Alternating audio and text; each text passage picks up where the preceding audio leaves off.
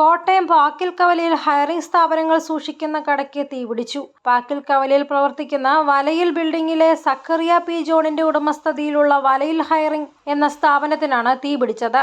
വ്യാഴാഴ്ച രാവിലെ 9:30-നായിരുന്നു സംഭവം. സ്ഥാപന ഉടമ റെജി കട തുറന്ന ശേഷം മറിയപ്പള്ളിയിലെ സംസ്കാര സ്ഥലത്ത് സാധനം കൊടുക്കുന്നതിനായി പോകുകയായിരുന്നു.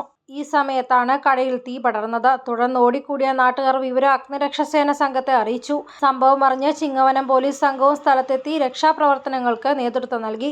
ആദ്യം ഒരു യൂണിറ്റ് അഗ്നിരക്ഷാസേനയുടെ വാഹനം എത്തിയെങ്കിലും തീ നിയന്ത്രണ വിധേയമാക്കാൻ സാധിച്ചില്ല. തുടർന്ന് കോട്ടയം യൂണിറ്റിൽ നിന്നുള്ള 4 വാഹനങ്ങൾ എത്തി 1 മണിക്കൂറോളം പരിശ്രമിച്ചാണ് തീ നിയന്ത്രണ വിധേയമാക്കിയത്. സാധനങ്ങൾ സൂക്ഷിക്കുന്ന കടയ്ക്കുള്ളിൽ പ്ലാസ്റ്റിക് ഉപകരണങ്ങളും പ്ലാസ്റ്റിക് പീപ്പകളും ഉണ്ടായിരുന്നു. ഇവ കത്തിയതോടെ വലിയ പുക പ്രദേശത്ത് അനുഭവപ്പെട്ടു. തീ പടർന്ന വിവരം അറിഞ്ഞ് നിരവധി ആളുകൾ സ്ഥലത്ത് തടിച്ചുകൂടി. KCB അധികൃതർ പ്രദേശത്തെ വൈദ്യുതി ബന്ധം വിച്ഛേദിച്ചു. പാക്കിൽ കടുവാക്കുളം റോഡിൽ ഗതാഗതം തടസ്സപ്പെട്ടു. നഗരസഭാംഗങ്ങളായ TN സരസമ്മാൾ, K ശങ്കരൻ, കോൺഗ്രസ് നേതാവ് അനീഷ് വരമ്പിനകം എന്നിവർ അപകട വിവരമറിഞ്ഞ് സ്ഥലത്തെത്തി. News bureau, Kottayam.